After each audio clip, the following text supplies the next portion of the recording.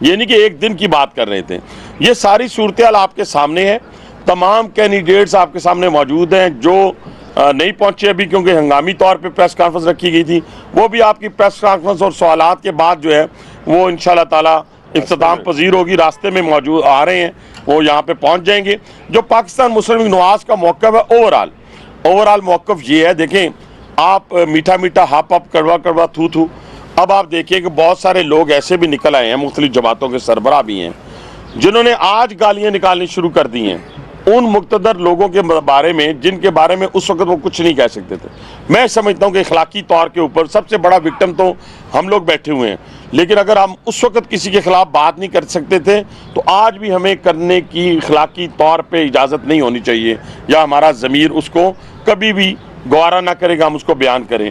آپ جیت کے KPK کے اندر واہ واہ واہ واہ واہ، آپ نے انڈیپینڈنٹ سیٹس لے لی، واہ واہ واہ واہ. اگر آپ مرکز میں حکومت نہیں بنا سکے، اب آپ دیکھیں پنجاب کے اندر سمپل میجورٹی کے ساتھ مریم نواز صاحبہ جو ہیں وزیر اعلیٰ بن رہی ہیں، یا حکومت فیڈرل گورنمنٹ کے بھی ہمارے نمبرز پورے ہیں. اب دوسری صورتحال یہ ہے کہ جو پوری دنیا چاہتی ہے، وہ دنیا یہی چاہتی ہے کہ پاکستان کو ایسے ہوچے ہتھ کنڈوں کے ذریعے عدم استحکام کی طرف دھکیلا جائے. آپ سب گواہ ہیں. کیا یہ ممکن ہے کہ پاکستان کسی نئے الیکشن کا متحمل ہو سکتا ہے؟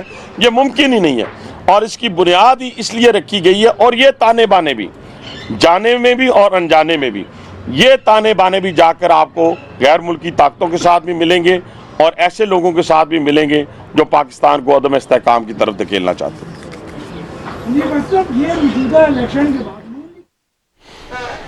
پاکستان مسلم لیگ نون کے رہنما راولپنڈی میں نیوز کانفرنس کر رہے تھے. ان کا یہ کہنا